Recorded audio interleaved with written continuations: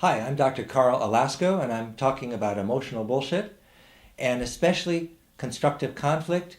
In a second or so, Isabella and Jeff are going to be back talking about the homework that I gave them to go home and do, which is engage in a session of constructive conflict. Now, there's 6 guidelines to constructive conflict.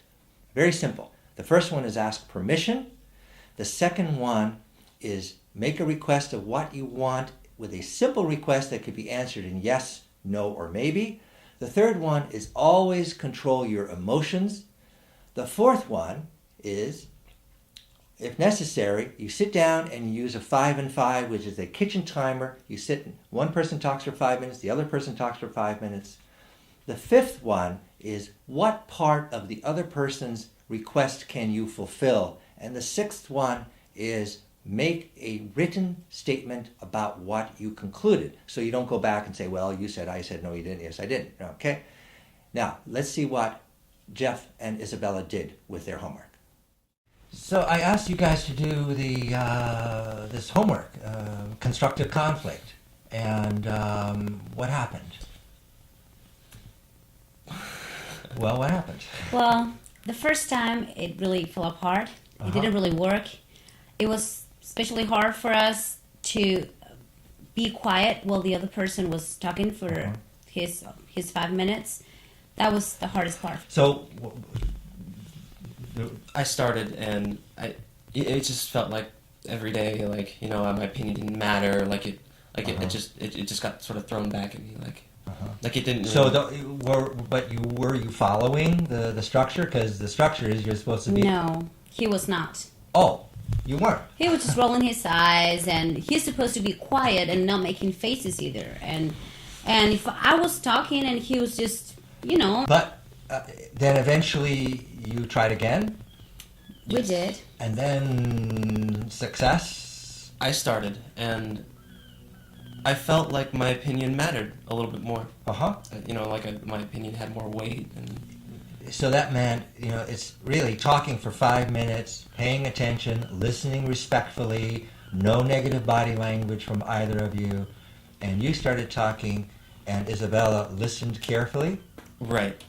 You know, and I said that, you know, I felt so fed up that I was ready to maybe Move on. But you were finally able to talk and express some stuff. And what was it like for you to hear all that? It was devastating. I didn't know that at all, and it felt horrible.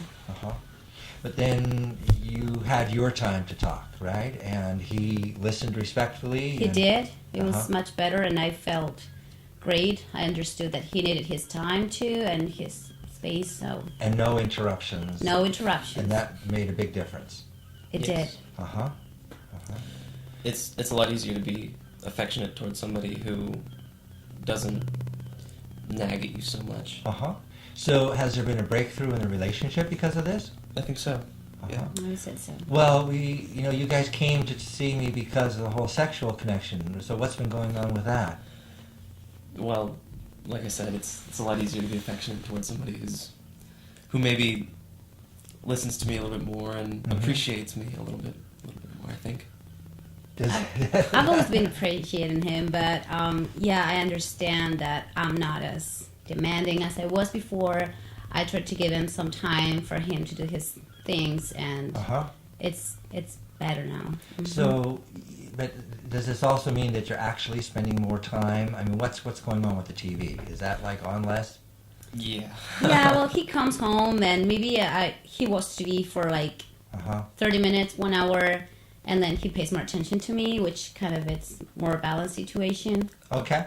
Really been trying to make an effort, but it's really compounded by the fact that, you know, I really feel like I matter a little bit more. Well, that sounds really good. It's important. There's no relationship if there isn't communication. There is no relationship if there isn't communication.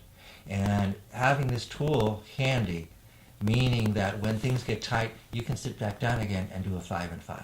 And that's going to work. Okay? Okay. Thank you. Thanks.